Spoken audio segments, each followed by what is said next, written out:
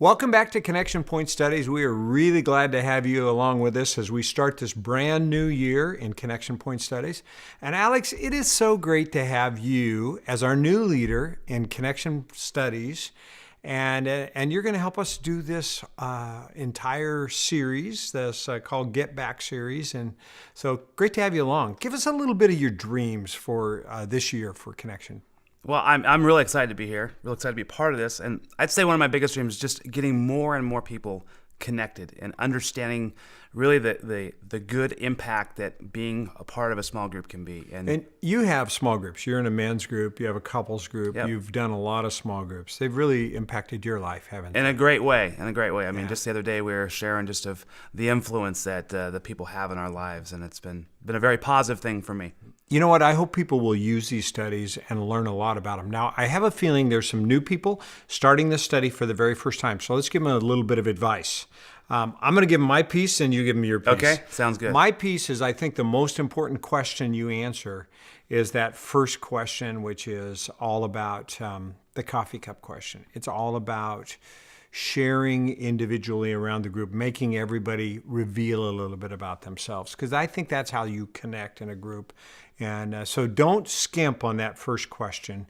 And if you don't get through all the rest of the questions, don't worry about that, but make that first question really meaningful. It helps you get to know each other. I would agree. I also think it's important, especially because there are so many new people joining groups and even people who've been in groups, but don't take it personal if you don't really feel like you're connecting with this group, and if you just want to go try a different group. I mean, for the leaders to understand that, and also for the other group members to understand that. So you have permission to move around. That's really good advice. No one taking it personally, just allowing yourself to find the right group and the right mix. And also launch out and start a group, right? Maybe there's someone sitting in a group right now that you need as a leader right now, right? I think there are a lot of great leaders out there.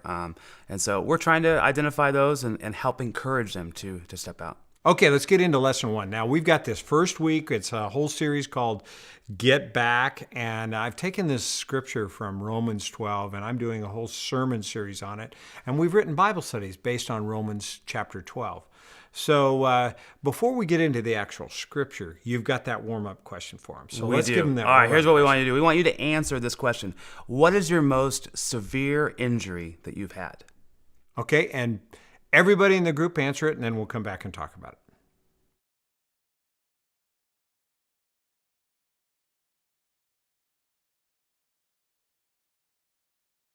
So hopefully everyone shared a little bit. So tell us your injury. What'd you do? Well, sports injury, like many people have. Mine was football related. In my junior year of high school, I ruptured my spleen.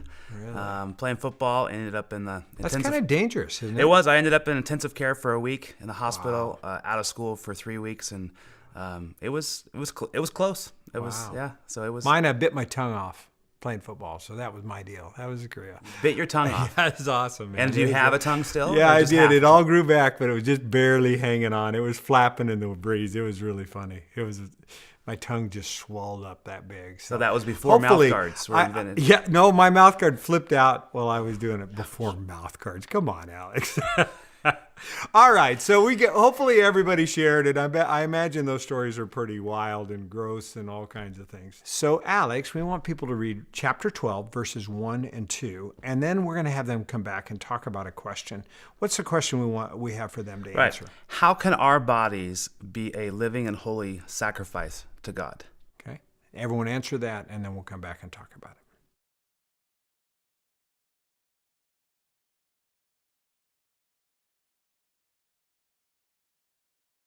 So that's a big thing for us to say, give your bodies a living sacrifice. I mean, that's really a huge thing that he's concluding, which is kind of interesting because, I mean, the verse, it says, it's almost a conclusion. I plead with you, give your bodies a living sacrifice. I like that thought because there must be something deep here. And I was thinking about that for Paul to say to this group of Christians, you really need to do this. How do you do that?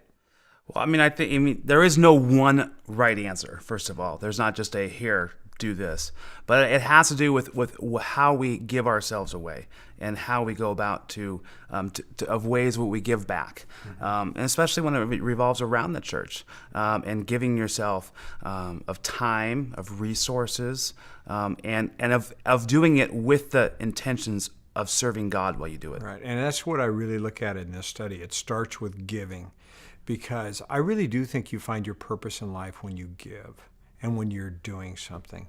Well, hopefully they had a chance to share a little bit. Let's give them another question to dig in here. Right. So how do you truly worship God?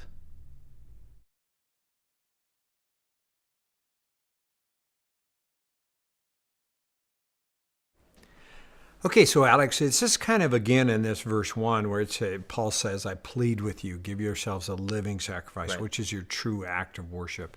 So I don't know how they answered it, but how would you answer that? I mean, when you're thinking about really worshiping God, which is the question, how do you Right. worship God? Well, I mean, I think it's truly worshiping God just comes where you're doing it and you're wanting to please God in everything that you do. I think so often people get conflicted thinking that it's just on a Sunday if they volunteer, and they forget about the rest of the week. They forget about work. Yeah. They forget about helping a neighbor. Some of the simple things that often we don't correlate back to, but it comes back into the heart, Most people think of worship as the moment we sing to God, which is a great illustration of it, because when you sing, you're giving yourself to God. It's a great illustration of what worship's supposed to be, giving yourself away. But here he's saying your everyday life ought to be worship, which means when you go to work, when you're helping with the kids, when you're doing the dishes or not doing the dishes, or whatever you do or don't do. Vacuuming or not vacuuming. Yeah. All those things, you're doing that. So that's worship. Now, we want them to go a little further, and we're going to actually ask them to read the next verse, verse 2. And the next couple of questions are all around verse 2. So let's give them a question. Okay, around verse 2, what is dangerous about copying the ways and customs of this world?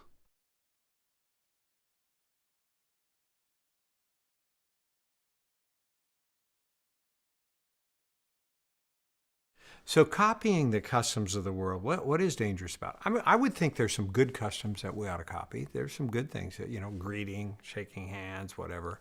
What's it talking about here, customs? What do you think he's talking about here? Well, so I think he's talking about the sinful natures of our world.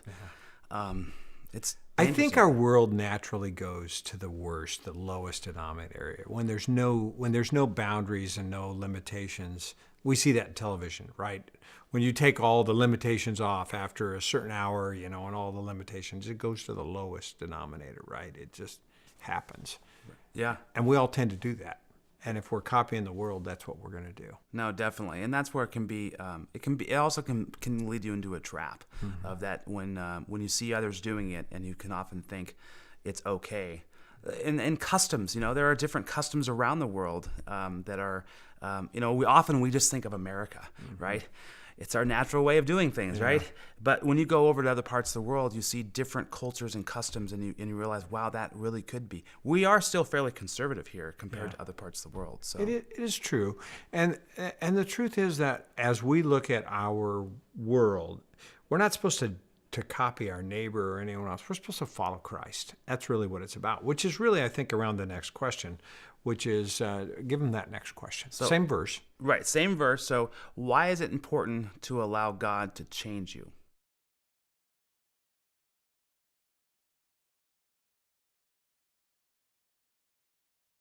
So this is the contrast, Alex. I was thinking about that. It says, don't copy the customs of the world. Instead, be transformed by the renewing of your mind.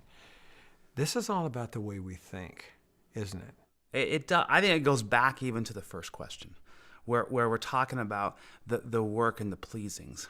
And when you're thinking about God first and foremost, when you're praising Him for what He has provided you, good and bad, and your heart has been transformed, you then begin to think differently. So I want to agree with you and even take it one step further. When you start to do the first thing, which is give yourself as a living sacrifice, it changes your mind. I think that's what transforms your mind. When you start doing what you know you ought to do, it makes us think differently. And I've seen that when I'm out doing a project and I'm giving myself away, I feel different about myself. I feel better about myself. And I think that's what transforms our mind. No, I would agree, and it doesn't always happen, well, at a snap of a finger either, because really God is the only one that can truly change our hearts, and we have to be able to allow Him to come in and do that for us. Okay, we have one more question around this verse, and Right. so why don't you give him that last question? Okay, so what should you allow God to change in the way you think? And I think this kind of goes along with the wrap-up question. In fact, I think let's just wrap these two together. As you answer that question, go to the next level and think about what God's asking you to change about the way you think, which is the wrap-up question that we have. What is it in your life that you need to think differently about? And in this question, we want everybody to answer this question. I think you'll find it really helpful. And so one piece of advice before you go to the small group as they close their session today. Last thing I just say is just, don't allow the small group just to be a context of just purely answering questions. Allow yourselves to come together socially, engage, get to know each other. Speaking from experience, our small group has found it where we've really gotten to know each other when we do things before and afterwards, and that's it becomes personal, and then you begin truly investing in each other. Thanks for joining us at Connection Point Studies, and we'll see you next week.